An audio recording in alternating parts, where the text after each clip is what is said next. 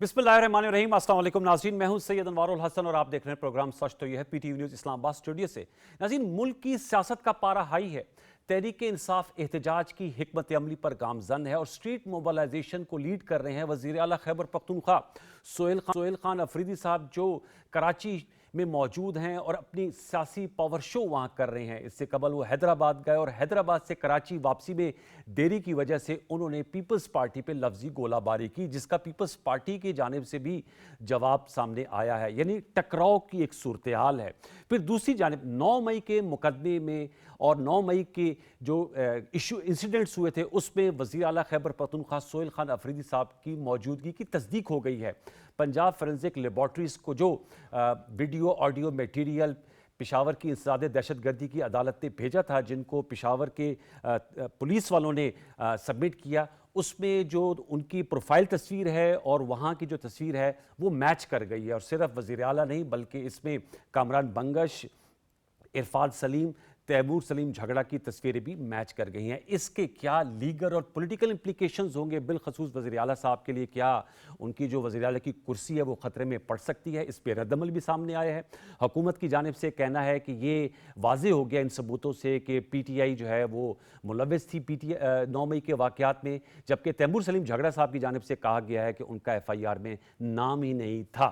इस हवाले से हम गुफ्तगू करेंगे। फिर कल हमारे शो में बैरिस्टर अकील मलिक साहब मौजूद थे और उन्होंने कहा था कि आइंदा कल यानी कि कौमी असम्बली का इजलास होने जा रहा है, तो इसमें जो लीडर ऑफ द अपोजिशन का नोटिफिकेशन वो हो सकता है। और जो मुज़ाकरात की बात की जा रही है वज़ीर आज़म साहब की जानिब से, जो स्पीकर कौमी असम्बली को फ्री हैंड दिया गया है, वो पार्लिमान ही के फोरम से होंगे। तो हुकूमत से ये जानेंगे कि इस हवाले से पहला कदम क्या हो सकता है। इन नुकात में गुफ्तगू करने के लिए मुझे ज्वाइन किया समर हारून बिलोर साहिबा ने। इस्लामाबाद स्टूडियोज़ में आपका बहुत शुक्रिया मैम। प्रोग्राम सचते में वक्त देने के हवाले से मुझे ज्वाइन किया डॉक्टर सेनेटर हुमायूं मोहम्मद साहब ने, पाकिस्तान तहरीक इंसाफ के मरकज़ी रहनुमा। डॉक्टर साहब आपका बहुत शुक्रिया। और हसन मुर्तज़ा साहब ने हमें ज्वाइन किया है, पाकिस्तान पीपल्स पार्टी के मरकज़ी रहनुमा। हसन मुर्तज़ा साहब आपको भी वेलकम करेंगे। समर हारून बिलोर साहबा, आपसे मैं जानना चाहूँगा, वज़ीर आज़म साहब से आप लोगों की भी मुलाकात हुई जो खैबर पख्तूनख्वा से रहनुमा हैं, और उसमें खैबर पख्तूनख्वा के इशूज़, पॉलिटिक्स भी डिस्कस हुई, सूबाई हुकूमत की गवर्नेंस के हवाले से भी, मुफाहमत की भी बात की जा रही है। अब इस वक्त जो एज वी स्पीक हमें लग रहा है कि PTI जो है वो एहतजाज की हिकमत अमली की तरफ गामजन है। ऐसे में सियासी टेम्परेचर को कम करने के लिए क्या वो पहला कदम हो सकता है जो हुकूमत की जानिब से लिया जा सकता है, क्योंकि इन्होंने 8 फरवरी को पहिया जम हड़ताल की काल भी दी हुई है? देखिए जी, पाकिस्तान तहरीक इंसाफ की अंदर से मुख्तलिफ आरा आती हैं। बैरिस्टर गौहर साहब जो हैं वो हमेशा मुज़ाकरात की बात करते हैं, मुफाहमत की बात करते हैं, मिल बैठ के कोई सलूशन निकालने की बात करते हैं। चीफ मिनिस्टर साहब और उनके इर्द गिर्द जो लोग हैं वो हेड ऑन पूरे सिस्टम के साथ टकराव की बात करते हैं। ये पहले खुद एक पेज पर आ जाएं। हमारी तरफ से ओपन ऑफर है कि हम डायलॉग के लिए तैयार है। वो कहते हैं इसका इस्तेकाक उन्होंने तहरीक तहफ़्फ़ुज़ आइन ने पाकिस्तान को प्लेटफॉर्म को दिया है, महमूद अचकज़ई और राजा नासिर अब्बास। देखें, ये इस तरह नहीं हो सकता। जो लोग पाकिस्तान तहरीक इंसाफ से बिलोंग नहीं करते, बातें ये उनसे करवा लेंगे, हमारे डायलॉग उनसे करवा लेंगे, बाद में ये पीछे हट जाएंगे। ये तो अपनी चीफ मिनिस्टर्स की बात नहीं ओन करते। एक बंदा अलीमा साहिबा की बात नहीं ओन करता, दूसरा बंदा सलमान अकरम राजा साहब की बात नहीं ओन करता। जो अपनी पार्टी लीडरशिप की बात नहीं ओन करता, वो किसी और पार्टी के लीडरशिप की बात क्या ही ओन करेगा।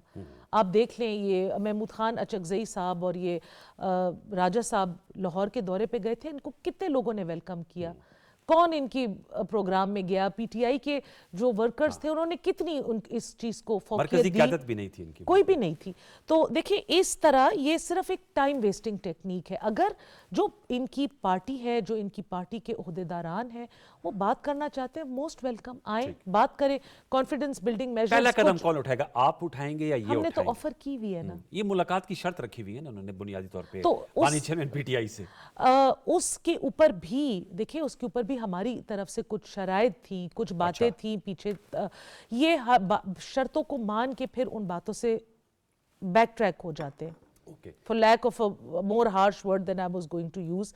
तो इस तरीके से, और देखिए, एक इंसान हर जगह जाके चीफ मिनिस्टर साहब बाद में माफ़ी तलाफ़ी भी मांग लेते हैं, लेकिन उन्होंने जो लेफ्ट राइट जो लोग खड़े किए हैं वो उनका सिर्फ काम है गाली देना, लोगों की तज़हीक करना, हर पार्टी की लीडरशिप को बुरा भला कहना, जैसे वो खुद दूध के धुले हुए हैं और उन्होंने कभी कोई गलत काम नहीं किया।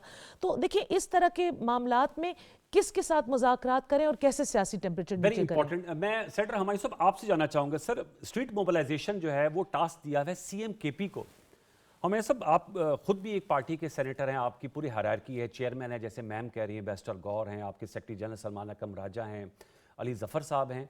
स्ट्रीट मोबिलाइजेशन सीएम साहब को दी हुई है। सीएम साहब ज़रबत उनके पास एक आईनी ओहदा भी है, वो दीगर सूबों के दौरे कर रहे हैं। पीछे आपको सिक्योरिटी का चैलेंज है, गवर्नेंस के मामलात हैं। अब एक 9 मई की जो है वो वीडियोस की भी तस्दीक हो गई पंजाब फॉरेंसिक लैब की जानिब से, वो तलवार भी उनके सर पे लटक रही है। तो आप नहीं समझते उन पर बहुत ज़्यादा जिम्मेदारी दोहरी डाल दी है, वो अपने सूबे पे ही तवज्जो दें और ये जो दौरे करने हैं ये आप असद कैसर साहब के हवाले करें, आप खुद जाएं या दीगर आपके पार्लियामेंटेरियंस जाएं। और जो मुज़ाकरात की आप बात लोग कर रहे हैं, लग तो ऐसे रहा है कि ज़्यादातर आप लोग एहतजाज की तैयारी कर रहे हैं और उसी के लिए सारी ये मोबिलाइजेशन हो रही है 8 फरवरी के लिए। बिस्मिल्लाहिर्रहमानिर्रहीम, या का नाबुदो व या का नस्तईन। देखिए 8 फरवरी को पाकिस्तान का सबसे बड़ी डाका, जिसे हाइस्ट कहते हैं ना, वो ये पॉलिटिकल हाइस्ट, वो सबसे बड़ा हुआ था। जो आप लोगों ने भी रिपोर्ट किया, हर एक ने रिपोर्ट किया, तो उसके तो एक एहतजाज होना चाहिए। और उसका एहतजाज ये है कि ये जो इलेक्शन सिस्टम है ना, ये इतना फ्लॉड है, हमेशा से था, हर दौर में था। मैं ये इसको अपने आप को इससे अलग नहीं करना चाह रहा, लेकिन ये बढ़ता जा रहा है, ये नासूर फैलता जा रहा है और ज्यादा से ज्यादा अभी ये काम करते जा रहा है। पहले थोड़ा होता था, उससे ज्यादा हुआ है, and gradually it is picking up. So I think there is a time कि इसको कर ले। तो पहिए जाम से होगा या इस्लाहात से होगा? देखिए ये होगा इस्लाहात से। ठीक। इस्लाहात करने के लिए बाज दफा आपको घी निकालने के लिए उंगली टेढ़ी करनी पड़ती है। बाज दफा अगर घी सीधे हाथों से ना, सीधी उंगली से ना निकले ना, तो फिर उंगली टेढ़ी करनी पड़ती है। बाज दफा एहतजाज जरूरी होता है। दुनिया में हर जगह एहतजाज हुआ है। आप देख लें, बहुत बड़े बड़े जो इवेंट्स हैं दुनिया के, वो सिविल राइट्स का मूवमेंट था, वो एहतजाज से हुआ है। कितनी, मैं आपको क्या क्या बताऊं, सफरगेट मूवमेंट जो थी वो एहतजाज से हुआ है। आपको क्या क्या चीजें मैं गिनाऊं दुनिया की कि जिसके पीछे एहतजाज था। तो ये कह देना कि एहतजाज is a procedure with in the democracy, democratic procedure, peaceful it is the protest. Right. ठीक है, पीसफुल पीसफुल। प्रोटेस्ट। देखिए ना, अभी इस वक्त जलसा हो रहा था, आज जो हुआ है उसमें कहीं आपको कहीं दंगा मुशी, कहीं हुआ नहीं हुआ। उसकी वजह यह थी कि वहां पे वो पंजाब कंटेनर पुलिस गिरने के विजुअल्स आए, गिराने के विजुअल्स आए, देखिए धींगा देखिए मुश्ती की देखिए तो ना, आई बात जब वो हो जाती है, लेकिन वो कंटेनर हमने, देखिए जब आप कंटेनर लगाएंगे तो कंटेनर गिरेंगे। कंटेनर लगाने की जरूरत नहीं होनी चाहिए। लेकिन फर्क ये था कि पंजाब और सिंध में ये था कि सिंध में पंजाब जैसी पुलिस नहीं थी। और उसकी वजह मैं बताता हूँ। जी। आपने अभी जो बात की है ना कि ये लोग वहां प्रेजेंट थे, देखिए मेरे ख्याल में कोई 5 लाख 10 लाख बंदा प्रेजेंट होगा सारे इस 9 मई की उसमें, लेकिन क्या वो इन्वॉल्व था तोड़ फोड़ में? That is the question. Presence होना इज नॉट अ क्राइम। मैं एक लेकिन मॉब को जगह लीड पे, करना क्राइम नहीं है हमारी साहब? मॉब को लीड नहीं करना? देखिए ना, डिपेंड करते हैं ना कि अगर उसके अंदर जो वीडियो है उसमें कोई लीड कर रहा है, और उनको देखिए, लीड करने का मतलब ये होता है कि मेरे पीछे सारे खड़े और मैंने कह रहा हूं आओ वहां चलते हैं, वो लीड है। अगर मेरी प्रेजेंस वहां शो हो रही है, that is not a crime. Please, that not a crime. हाँ, आप लोग वैसे ही क्राइम अगर आपने करना है, आपने डालना है किसी के ऊपर, आप डालो यार। आपने और कौन से अच्छे काम किए जो ये एक अच्छा काम कर लोगे? और कौन से आपने कानून की पासदारी की है जो ये कर लोगे? और कौन सा आपने प्रॉपर तरीके से आपके शवायद प्रॉपर थे जो आप इनको भी प्रॉपर शवायद के लिहाज से करोगे? खुदा का खौफ करें। अब एक और चीज आ जाती है जो अभी बात कर रही थी हमारी बहन, बात ये कर रही थी कि जी उनके दाएं बाएं होते हैं। देखिए, अब मुझे नहीं पता कि ये बिलोर साहबा कैसे इसको बर्दाश्त कर सकती है कि जो भी थे उनके इर्द गिर्द थे, वो थे तो खैबर पख्तूनख्वा की, वो थे तो हमारे पठान ही। ठीक है, कबायली हैं, ठीक है, बेचारे सादा है, ठीक है, वो सुर्खी पाउडर लगाने वाले नहीं है इतने ज्यादा, वो टिश टुश वाले नहीं है, ठीक। उतने उस किस्म के नहीं है, जेन जी वाले लोग हैं।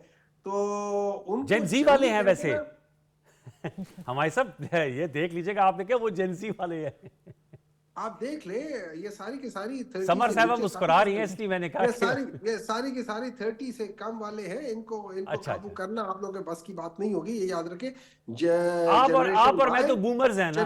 जनरेशन वाई और जनरेशन जी जो इस वक्त है ना, इन लोगों का मिजाज ही फर्क है। लेकिन मैं बात ये कर रहा था, एक खातून आके उनको ये कहेगी और फिर उसके बाद और किस्म की बातें लेकिन सर करेगी, वो तो फिर मुझे एक बात बताएं। जो जवाब था वो भी बहुत तल्ख था ना, उससे आगे बढ़ते हैं देखिए सर। देखिए देखिए उससे आगे देखिए, बढ़ते हैं ना, मेरे ख्याल में आप। इस तरह होता है जैसे वो कहते हैं ना, to every action there is equal and opposite reaction. जब आप पॉलिटिकली देखिए, एक होता है, मैं एज अ फीमेल कुछ कहूंगा, लेकिन मैं एज अ क्या कह सकते हैं, मिनिस्टर, ठीक। इंफॉर्मेशन मिनिस्टर, एक प्रेस कॉन्फ्रेंस के दरमियान में ये कहूंगा, तो फिर वहां पे आई एम सॉरी, वहां पे एटलीस्ट मैं जेंडर को सामने नहीं रखूंगा, मैं उसी के मुंह पे उसी तरह का चपेड़ मारूंगा, हो सकता है थोड़ा सा तेज मार। ठीक है जी, नुक्ता आ गया। अब ये हसन मुर्तजा साहब के पास फिर मैं जाता हूँ। हसन साहब, सर बताइएगा, वो कह रहे हैं कराची में जो वेलकम किया गया उसको बड़ा सराहा भी गया पीटीआई की जानिब से, लेकिन फिर हमने देखा कि हैदराबाद से वापसी में जब उनको रुकावटें दरपेश आईं तो उस पर उन्होंने लफ्जी गोलाबारी भी की और हैदराबाद में भी तकरीर ऐसे की। अपना पॉलिटिकल पावर शो कर रहे हैं। पीसफुल प्रोटेस्ट की सेंटर हमायूं साहब कह रहे हैं उसकी इजाज़त है, लेकिन अब दोबारा से आप बताइएगा, आपने बड़ी तहरीकें चलाई हैं as Peoples Party core member, क्या अब मुज़ाहमत जो है उससे मुफाहमत होगी जो सेंटर हमायूं साहब कह रहे हैं कि बाज़ दफ़ा एहतजाज करना पड़ता है इस्लाहात के लिए? आप किस तरह देखते हैं जो 8 फरवरी की इन्होंने कॉल भी दी हुई है और स्ट्रीट मोबिलाइजेशन कर रहे हैं? देखिए जी, बहुत शुक्रिया जी। सबसे पहले तो मैं जो आपने कहा, पाकिस्तान पीपल्स पार्टी की एक सियासी तारीख भी है, रिवायात भी हैं, और हम कोशिश करते हैं कि अपनी जमहूरी रिवायात को कायम रखें। जी। हम सोहेल अफरीदी का कतन एहतराम ना होगा, लेकिन हमें उस चेयर का एहतराम है। उस पर जो भी बैठा हो जी वो जी। एक बड़ी हमारे लिए बाइज्जत कुर्सी है, और उस चेयर का एहतराम हम समझते हैं कि होना चाहिए। शख्सियात का बेशक ना हो, कोई फर्क नहीं पड़ता, लेकिन सीएम है, काबिल एहतराम है, वो तशरीफ लाए, उनका इस्तकबाल भी किया, उनको इज्जत के साथ पूरा सूबा उनके लिए हाजिर है, वो जहां जाना चाहें जो मर्जी करें। बाकी ये जो छोटी मोटी रोना है ना, वो तरीके इंसाफ का एक वतीरा बन चुका है। किसी किस्म की कोई रुकावट नहीं है। अब अगर वो मूव करेंगे तो यकीनन सिक्योरिटी की सूरत हाल भी होगी। जी जी। बेशक उसमें वो लोग खुद ही हैं जिनसे सिक्योरिटी उनको दरकार है या मकसूद है, जी वो बेशक खुद ही करने कराने वाले भी हैं, और एक हुकूमत का तो ये फर्ज बनता है कि वो बतौर सीएम उनका पूरा प्रोटेक्शन का ख्याल भी रखे, उनकी सिक्योरिटी भी करे, लेकिन उनकी मूवमेंट पे किसी किस्म की कोई ना कदगन है, ना कोई रुकावट है। वो 1,00,000 बंदा इकट्ठा करें, वो 10,00,000 बंदा इकट्ठा करें, वो 10 बंदे इकट्ठे करें, ठीक। ये उनकी जिम्मेदारी है। सही। पाकिस्तान पीपल्स पार्टी की तरफ से उन्हें फ्री हैंड है। हमने ना कोई रुकावट लगाई है, ठीक। ना उनकी हिफाजत के लिए कोई कंटेनर जरूर होगा, लेकिन किसी जगह पे भी ये नहीं है कि उनके बंदों को रोकने के लिए अब बंदे ना आए या आए, उसमें हमारा कोई लेना देना नहीं है। Fair enough. बाकी जहां तक ताल्लुक है, तहरीकें भी चलती हैं, सारा कुछ होता है। पाकिस्तान पीपल्स पार्टी की एक बड़ी तवील जी जद्दोजहद है, और अल्हम्दुलिल्लाह, शुक्र है, अल्लाह वो तकलीफें इन्हें ना दिखाए जो हमने देखी हैं। हमने तो शहादतें भी कबूल की। जनरल ज़ियाउल हक जैसा शख्स, उसको तो ये भी हीरो मानते हैं। मुशर्रफ हो, उसके लिए भी ये मिठाइयाँ तकसीम करते रहे। तो मैं समझता हूँ कि उनके खिलाफ भी हमने तहरीकें चलाई, कोई गमला तक नहीं टूटा। यहाँ तो 26 नवंबर भी हुआ, 9 मई जैसे वाकयात भी हुए। ये कहते हैं गलत हैं, लेकिन उनके शवाहिद मौजूद हैं, वीडियोस मौजूद हैं। खान साहब खुद जो है वो तरगीब दे रहे हैं कि अगर मैं गिरफ्तार हो जाऊं तो ये कर देना। फिर सुप्रीम कोर्ट में खड़े होके भी उन्होंने कहा कि अगर आइंदा भी मुझे गिरफ्तार किया गया तो यही कुछ होगा। फिर उस पे यास्मीन राशिद साहिबा खातून है, काबिल एहतराम है, उनके लिए कहा गया बार बार कि जी उनके साथ ज्यादती हो गई है। हालांकि उन मोहतरमा की वीडियोस भी जो सोशल मीडिया पे चलती रही, उसमें भी वो लोगों को तरगीब दे रही है कि फलां जगह पे हमला कर दो, फलां जगह चले जाओ। तो मुख्तलिफ इनके सियासी रहनुमा जो हैं वो करते रहे।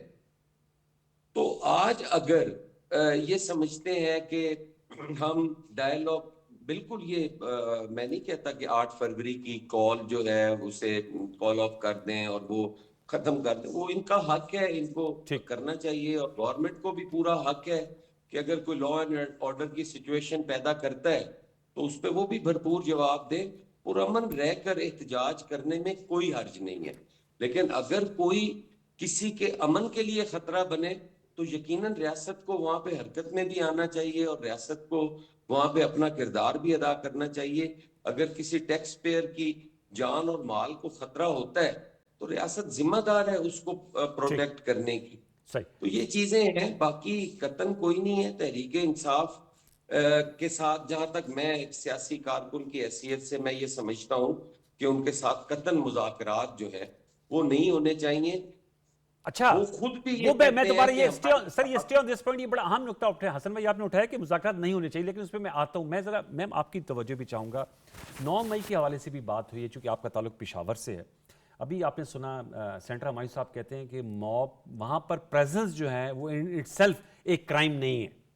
वो जो कह रहे हैं हमायूं साहब, वो अब कह रहे हैं कि ये चीज़ पता करना कि वो कौन हमलावर थे, वो क्रिमिनल एक्ट है, वो काबिल गिरफ्त है, लेकिन वहाँ पे मौजूदगी जो है in itself it's not a crime. Sir इस आप भी अपनी रोशनी डालिएगा। देखिए, रेडियो पाकिस्तान के साथ जो हुआ, खैबर पख्तूनख्वा की सकाफत के साथ, हमारे विरसे के साथ जो हुआ, सबको आग लगा के तबाह कर दिया। वहाँ के जो मुलाजमीन थे वो आज दिन तक बहुत ट्रॉमेटाइज्ड हैं। उनसे मेरी ज़ाती तौर पे मुलाकात हुई है। मैंने वहाँ पे देखा है जो मॉब था वो इतना वायलेंट था कि उन्होंने किचन और बाथरूम में सिंक भी तोड़ के वहाँ से पाइप भी अपरूट कर लिए। अब आप मुझे बताएं कि जो लोग उनको इस एरिया में लेके गए थे, इस हसास तरीन एरिया में लेके गए थे, फिर जो लोग उनको रेडियो पाकिस्तान के दर पे लेके गए थे, ये किसकी जिम्मेवारी है कि फिर वो वापस उनको अपने अपने घरों को भेजते? जो लीड कर रहे हैं उसकी जो जिम्मेदारी। लीड कर रहे थे ना, जिन्होंने ये तो जगह क्या ये चुनी। लीड कर रहे थे या जो हमायूं साहब कह रहे हैं कि ये सिर्फ मौजूद थे? चाहे वो Definitely। सोहेल अफरीदी साहब हैं, देखिए, तैमूर मैं झगड़ा किसी का साहब नाम हैं। नहीं लेती, ये तो फॉर कोर्ट्स टू डिसाइड है। जब वो एविडेंस इनको मैच आएगा। आ गया ना पंजाब फोरेंसिक को जो भेजा था वीडियोस, मैं 16 अभी एक वीडियो। और प्रोग्राम से आई थी, खातून कहती है मैच भी गलत है, तो इनकी अपनी कोई फोरेंसिक होगी, 13 साल से इनकी हुकूमत है, केपी में। अपनी फोरेंसिक से ये मैच करा ले। देखें, हम में से बहुत सारे लोग उस दिन जब ये रेडियो पाकिस्तान की जलने की खबर आई, हमने ये वीडियोस खुद देखी हैं। मैंने खुद सोशल मीडिया पे बेशतर लीडरशिप की वीडियोस देखी हैं। उस वक्त वो बड़े विक्ट्री के साइंस बना रहे थे और किसी ने हाथ में पेट्रोल की बोतल पकड़ी हुई थी और किसी ने हाथ में टीयर गैस का शेल पकड़ा हुआ था। When it all went the other way, तो उन्होंने ये वीडियोस डिलीट कर दी, लेकिन सोशल मीडिया पे एक डिजिटल फुटप्रिंट रह जाता है इन हरकत का। तो अगर ये इनको गलत लगती है, पंजाब में फोरेंसिक एग्जामिनेशन के बाद इनको दुरुस्त करार दिया गया, इनको गलत लगती है, ये चैलेंज कर लें, ये बता दें। ये कहते हैं कि और लोग थे। पहले तो मैं कहती हूँ ना, लीडरशिप क्यों लेके गई इतनी हसास जगह पे अपने वर्कर को, फिर वहां पे उनको बेयार मददगार क्यों छोड़ दिया? अगर आप लोगों ने नहीं ये मॉब लीड किया तो फिर मॉब को आप लोग छोड़ के क्यों आए? मॉब को आप लोग डिस्पर्स करके जाते। Yes. और अगर इनका ये पॉइंट है कि जी आउटसाइडर्स थे, तो आप लोग फिर कोई एविडेंस दिखाएं, उन आउटसाइडर्स की कोई तस्वीर, कोई वीडियो सामने लेकर आए, वो भी हम उसकी भी तहकीक करा लेंगे, सेम लेबोरेटरी से करा लेंगे। Very important. एक छोटा सा वक्फा शामिल करेंगे, वक्फे में आएंगे तो सेंटर हमायूं साहब से नुकात उठाएंगे जो बड़े समर साहबा ने उठाए, अहम है, वजनी है। इस पे जरा उनका कमेंट लेंगे। हसन मुर्तज़ा साहब भी हमारे साथ मौजूद हैं। एक छोटा सा वक्फा, दोबारा लौट के आते हैं, हमारे साथ रहिए।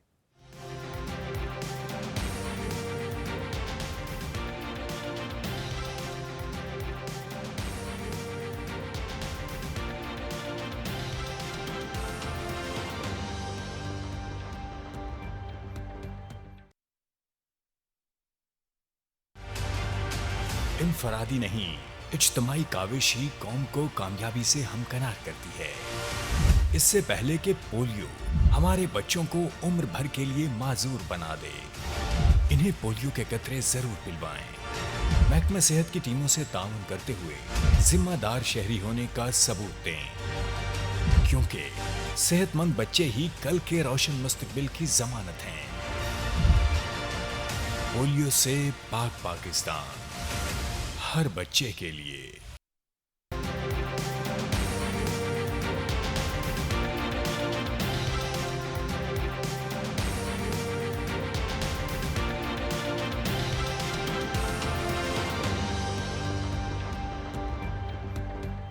जी वेलकम बैक। सेंटर हमायूं साहब, सर बताइएगा, फोरेंसिक लैब अब तक 13 साल में आपका इक़्तिदार हो रहा है। जब भी मेरा सवाल भी यही था कि गवर्नेंस के क्या मामलात हैं। खैबर पख्तूनख्वा में अपनी कोई फोरेंसिक लेबॉर्ट्री है? आप तो खुद भी इस प्रोफेशन से ताल्लुक़ रखते हैं, मेडिकल के प्रोफेशन से। देखिए, ये फोरेंसिक और वो मेडिकल वाले फोरेंसिक, ये बड़ा हाई टेक फोरेंसिक होता है। आई डोंट नो कि मुझे इसका इल्म नहीं है कि इस वक्त केपी में है या नहीं है। अगर नहीं है तो होना चाहिए, लेकिन ये मेरे ख्याल में पाकिस्तान में सिर्फ एक या दो हैं, उससे ज्यादा नहीं। और वो भी डिपेंड करता है कि कब कहाँ किसने इन्वेस्टमेंट किया है और उसके असर नहीं है। अब देखिए, दो तीन चीजें हैं। जी जी। ये याद रखना कि अब मैं आपको बता देता हूँ। अभी जब अचकजई साहब गए थे, लाहौर गए थे, तो आपने देखा होगा वहां पे पास गाड़ियों के शीशे टूटे थे। जी। ठीक है। अब उस पे एक प्रोग्राम में मेरे साथ काजमी साहब थे। उन्होंने कहा कि डॉक्टर साहब, आपके पास कोई सबूत है, फलाना है। एक और प्रोग्राम में, इत्तेफाक की बात है, उसी दिन एक और प्रोग्राम में भी हमारा आमना सामना हो गया। तो मैंने उन्हें बताया, मैंने कहा कि एक चैनल है, उसका उसके रिपोर्टिंग में उन्होंने दिखाया था कि एक वाइट करोला कार थी, एक काला डाला था, एक जीप थी, और उसके साथ पुलिस का एस्कॉर्ट थी। वहां से लोगों के, जो लोग जिनके हाथों में डंडे थे, जो शीशे तोड़ कर गए थे, वो लोग गए, उन गाड़ियों में बैठे हैं। अच्छा। और उसके बाद वो गाड़ियां वहां से गई हैं। उन लोगों ने मास्क पहने हुए थे। अब आप इनको कह सकते हैं कि यार ये पीटीआई के थे, आप उनको कह सकते हैं वो कहीं जा से। अभी इन्होंने वो जिक्र किया पेशावर का कि वहां पे जो रेडियो पाकिस्तान है। देखिए, रेडियो पाकिस्तान की बिल्डिंग हसास है, उसके इर्द गिर्द की जगह हसास नहीं है। वो नॉर्मल जगह है, हर एक उधर आ जा रहा होता है, कोई ऐसी कोई बड़ी बात नहीं है। कंटोनमेंट की लिमिट्स में नहीं आता। देखिए ना, वो कैंटोनमेंट है, सारी दुनिया फिर रही होती है ना। ये कैंटोनमेंट वो वाला कैंटोनमेंट नहीं है कि जिसके आप वो कहते होते हुए यहाँ पे सारे रेजिडेंशियल एरिया है, यहाँ पे सारे पार्क्स हैं, यहाँ से सारी चीजें हैं। ये कोई वो कैंटोनमेंट नहीं है जो कैंटोनमेंट एज इन कैंटोनमेंट होता है। ठीक है, यहाँ पे तो सारा हर चीज उस जगह पे, सारे लोग रहते हैं। सिविलियन 90% सिविलियंस वहां रहते हैं। ठीक है। अच्छा, अब आगे चले जाते हैं। मुझे अब इनके, अब अभी तो ये खैर नून लीग के गुण गाती है। जिस जमाने में ये एएनपी के गुण गाती थी, तो इनके जो लीडर है असफंदियार, वो क्या नाम है, एमल वली साहब जी, जिनके आप लोग भी बहुत गुण गाते हैं। क्या चीज? जिनके आप भी बहुत लोग गुण गाते हैं। Between the lines. मुझे एक बात बताएं, वो तफन्नुन के तौर पे कह रहा हूं। मैंने नोट किया है कि पिछले सेगमेंट में और इस सेगमेंट में आपने हम दो दफा उनकी बात हो रही थी, और एक दफा मुर्तजा हसन साहब की बात हो रही थी मेरे। आपने उन दोनों के दरमियान में एक दफा ही नहीं बोले, और मेरी तरफ में हर 5 सेकंड बाद आप कुछ ना कुछ लुकमा डालते हैं। Is there something wrong with me? नहीं, नथिंग रॉन्ग विद यू। असल में मुकालमा है ना सर। लेट मी फिर कोशिश करें कि मुझे जो मेरा थॉट प्रोसेस है ना, प्लीज उसको कंटिन्यू होने दें। प्लीज। ठीक है, थैंक यू वेरी मच। ठीक है, अच्छा। तो एमल वली साहब ने एक उसमें बता रहे थे, अब मुझे नहीं पता कि वो क्या बताना चाह रहे थे, लेकिन उनके अल्फाज ये थे कि वो कौन लोग, मैं फिर क्या बता दूं कि वो कौन लोग थे जो रेडियो पाकिस्तान के अंदर भेजे गए और वहां पे उन्होंने सारा कुछ किया। हमें तो सब पता है।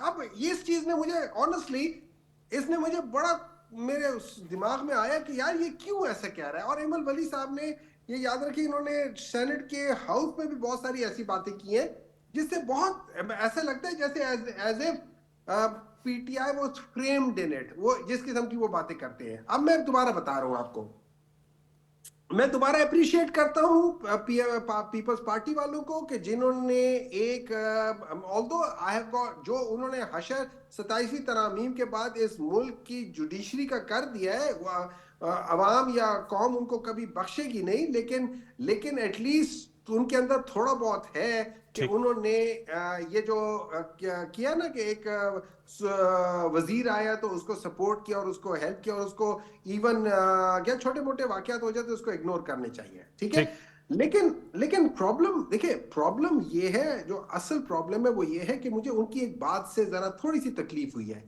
कि मैं सुहेल अफरीदी साहब को एज अ पर्सन मैं उनको कुछ ना कहता। भाई वो भी आपकी तरह एक वर्कर है ना। अगर वो मिनिस्टर बन गया, चीफ मिनिस्टर बन गया, है तो वर्कर।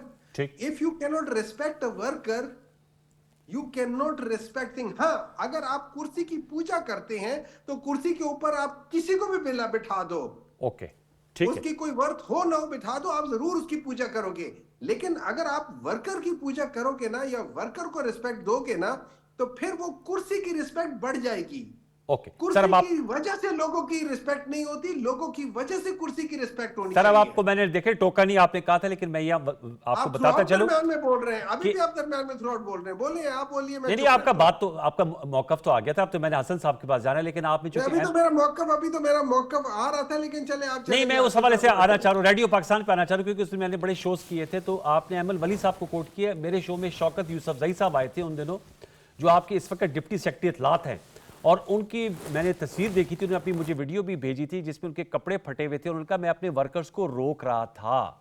तो शौकत यूसुफजई तो बड़े क्रेडिबल है ना, वो तो चले। अमल वली साहब का तो आपको मैंने कहा कि उसको आप कोट तो कर रहे हैं, लेकिन उनको अच्छे अल्फाजों से आप लोग याद भी करते, मैं उस पर्सपेक्टिव में कह रहा था। लेकिन हसन मुर्तज़ा साहब, आपने कहा था सर कि मुज़ाकरात नहीं होने चाहिए पीटीआई से, सर उसको एक्सप्लेन कीजिएगा। और जो सोहेल आफरीदी साहब जो वर्कर को सीएम बनाया, जो हुमायूं साहब कह रहे हैं, उनकी आप क्यों कर रिस्पेक्ट नहीं कर रहे? मैं यकीनन जी, मैंने जो बात कही थी उसको थोड़ा सा डॉक्टर साहब ने या ट्विस्ट किया है या वो समझ नहीं पाए।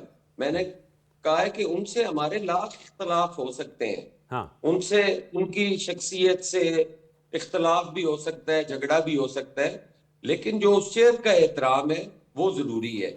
और जहां तक कुर्सी को पूजने का ताल्लुक है ना, इस कुर्सी को इतना काबिल एहतराम बनाने के लिए हमारी कुर्बानियां बहुत हैं। हमें पता है कि इसके तकद्दुस को कैसे बचाया जाता है, या इसको बचाने के लिए मेरे हजारों कारकुन शहीद हुए, मेरी क़यादत शहीद हुई, मेरी मोहतरमा शहीद, जो एक सिर्फ एक महज सियासी लीडर नहीं थी, वो एक माँ भी ठीक। थी, एक बेटी भी थी, एक बहन भी थी।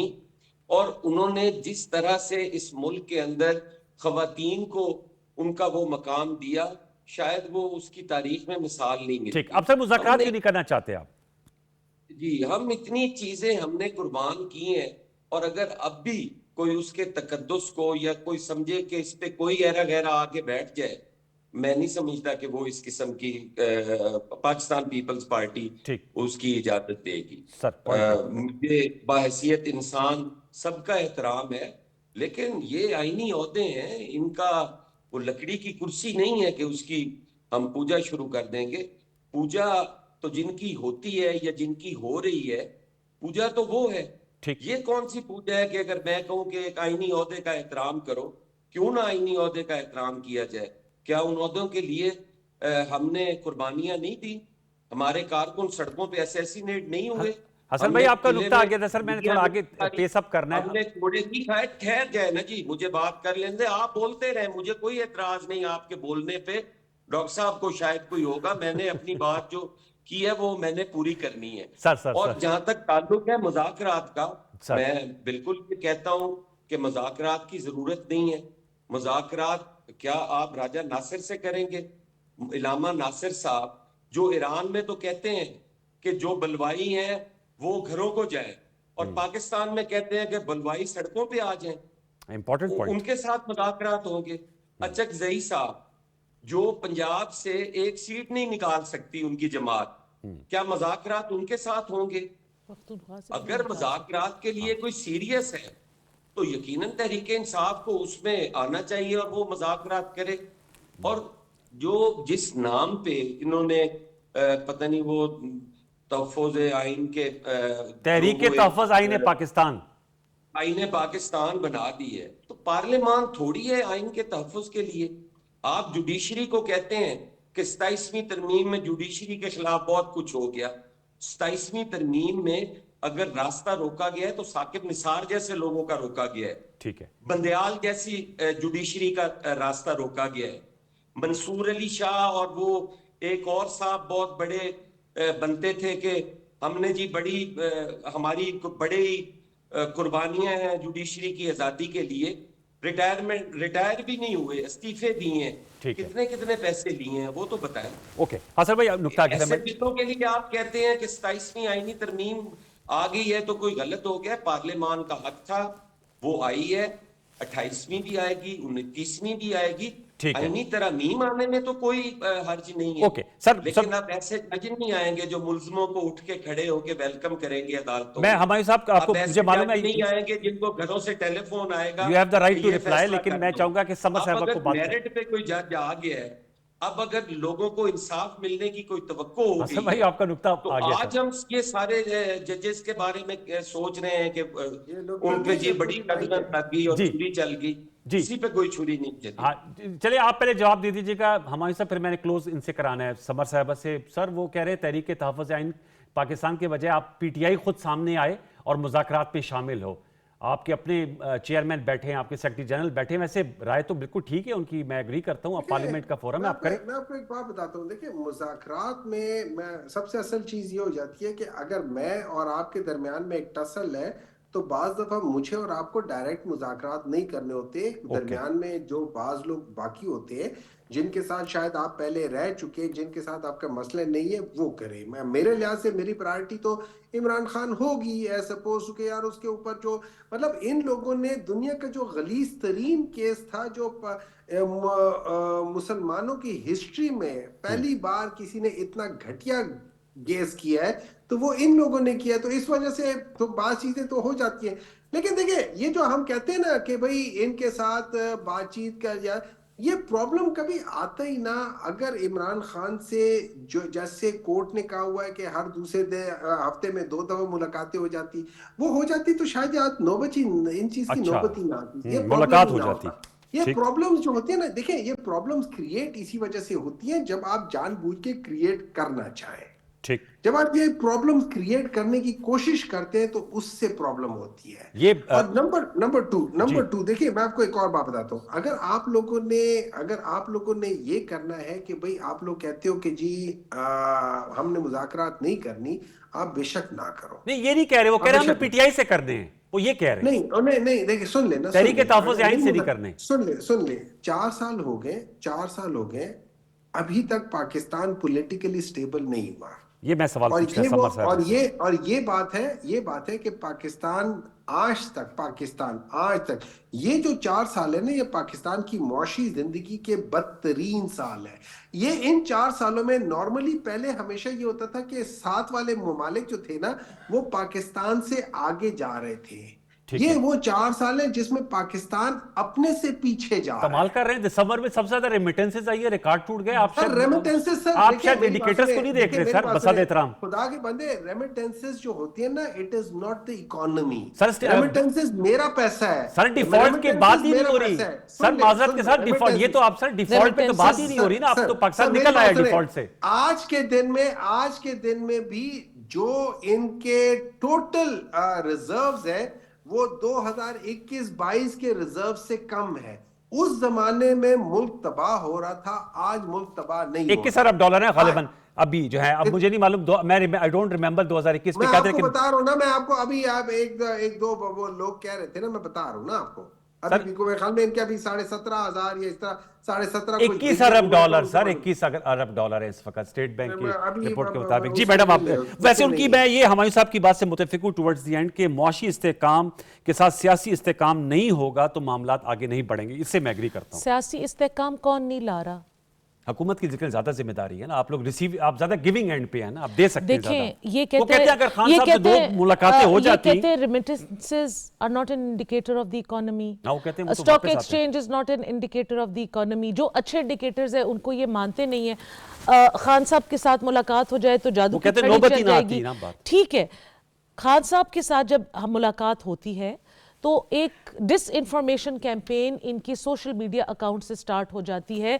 लोगों को फील्ड मार्शल से स्टार्ट होके पाकिस्तान के प्राइम मिनिस्टर के ऊपर लेके संगीन तरीन इल्ज़ामात, जो कि फिर अफगानिस्तान में, इंडिया में जो BLA के पेजेस से, जो हमारी दहशतगर्द तंजीमें हैं उनके पेजेस से फिर शेयर होते हैं। ये नेक्सस तोड़ना पड़ेगा। बहुत दफ़ा इनको बताया हुआ है कि आपके साथ, खान साहब के साथ एक रूटीन मुलाकात होती है, वो जो बात करते हैं हमें नहीं पता, वो उनका राइट है। लेकिन आगे जो ये चीज़ें होती हैं इन पेजेस के ऊपर, या तो आप उन पेजेस से अपने आप को डिसएसोसिएट करें, उनमें और अपनी पार्टी के बीच में गैप पैदा करें, फिर मुलाकात हो सकती है। कॉन्फिडेंस बिल्डिंग मेजर्स ये भी लेंगे। Yes.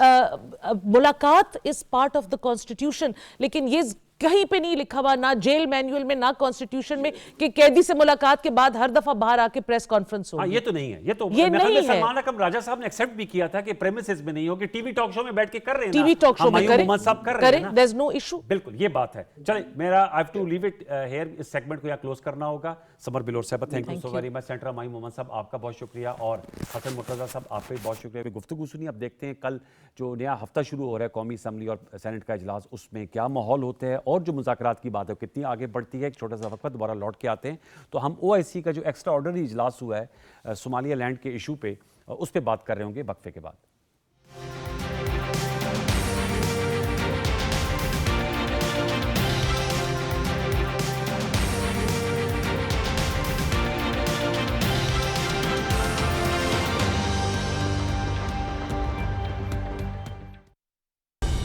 दुरुस्त, हर वक्त, बार वक्त। गैरत के नाम पर कत्ल हमारी सकाफत का हिस्सा नहीं बल्कि माशरे पर एक बदनुमा दाग है। ऐसा अमल सनफी अदम मसावात, पसमानदा और मनफी सोच के आकाश है। कौमी असम्बली ने गैरत के नाम पर कत्ल जैसे वाक़यात के खात्मे के लिए करारदाद मंजूर कर दी है। हुकूमत की जानिब से इस मामले पर ज़ीरो टॉलरेंस पॉलिसी अपनाई गई है। मुजरिम और शरीके जुर्म के लिए किसी भी तरह की कोई गुंजाइश नहीं है। याद रखिए, कानून को हरगिज़ हाथ में ना लें और औरत के तकद्दुस का एहतराम करें।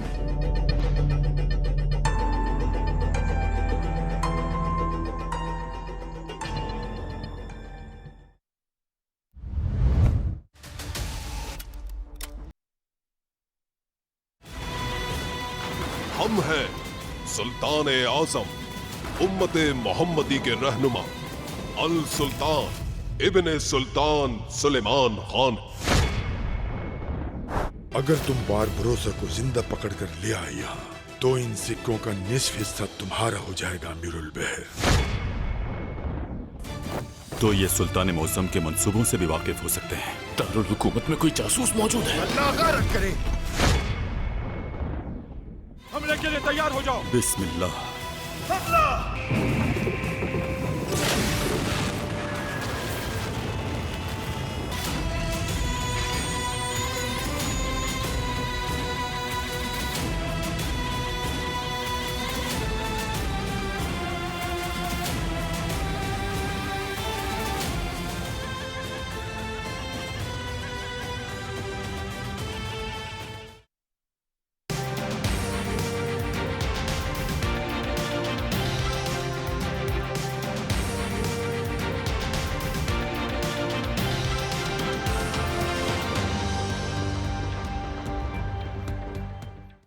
Welcome back viewers. कल हमने ईरान पे गुफ्तगू की थी, आज हम OIC का जो एक्स्ट्रा ऑर्डिनरी इजलास हुआ है सऊदी अरब में सोमाली लैंड के इशू पे, उस पर पाकिस्तान जिसकी नुमाइंदगी नायब वज़ीर आज़म वज़ीर ख़ारजा सेनेटर इसाक डार साहब ने भी की, और वो साथ खड़ा है OIC और मुस्लिम ममालिक के साथ, जिसमें सोमालिया जो है उसकी वादानियत पे, उसकी खुद मुख्तारी पर पाकिस्तान जो है उसका वही मौक़िफ़ है जो इस्लामी दुनिया का है कि हम सोमालिया को एक्सेप्ट करते हैं, ये सोमाली लैंड को हरगिज़ पाकिस्तान एक्सेप्ट नहीं करता, ना ही इस्लामी ममालिक। और ये जो हालिया दिनों में इसराइली वज़ीर ख़ारजा का वहाँ का दौरा है, इसकी भी मज़म्मत की गई है।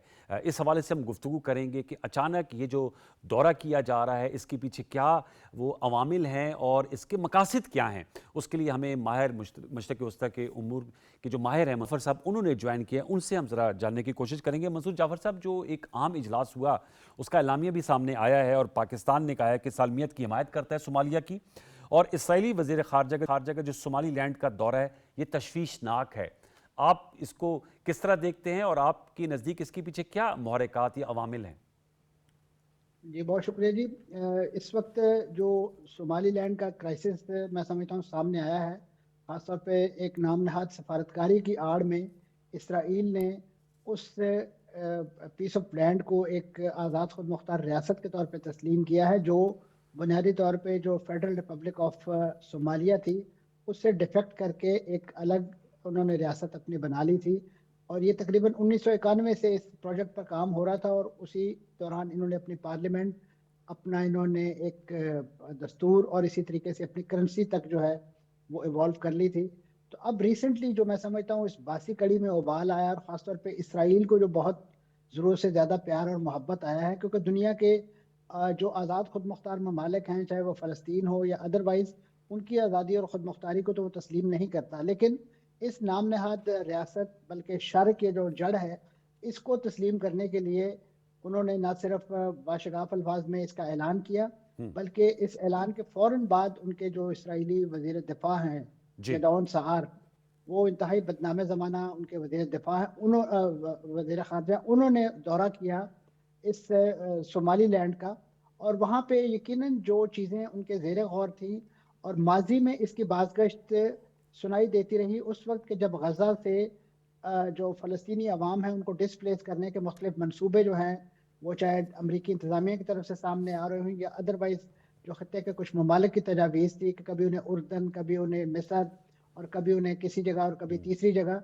तो उसी तनाजुर में सोमालिया का और लीबिया का भी नाम आता रहा है। कि इन्हें ख़ासतौर पर इंडोनेशिया भी जिक्र किया जाता रहा कि इन्हें वहाँ पर आबाद कर दिया जाए। बाकी मुल्कों ने तो दो टोक अल्फाज में इस तजवीज़ को न सिर्फ मुस्तरद किया बल्कि इसकी मैं समझता हूँ बहुत बड़े पैमाने पे मजम्मत की। मिस्र ने ख़ासतौर पे इसे अपनी इंटरनल सिक्योरिटी पर हमला करार दिया। उर्दन ने भी कहा कि हम ऑलरेडी बड़े पैमाने पे जो फ़लस्तीनी डायस्पोरा है जो मुख्तलिफ डिस्प्लेसमेंट इसराइली प्लान के नतीजे में उनके यहाँ आबाद है, उसके बाद वो इस लुबोज को फर्दर बर्दाश्त नहीं कर सकते।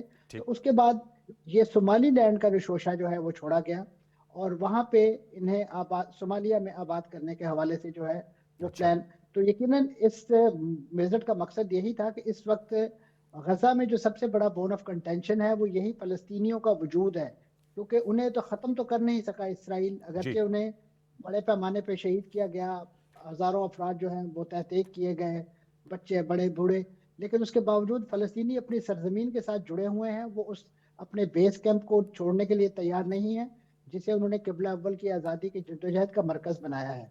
तो ये एक बड़ा चैलेंज था।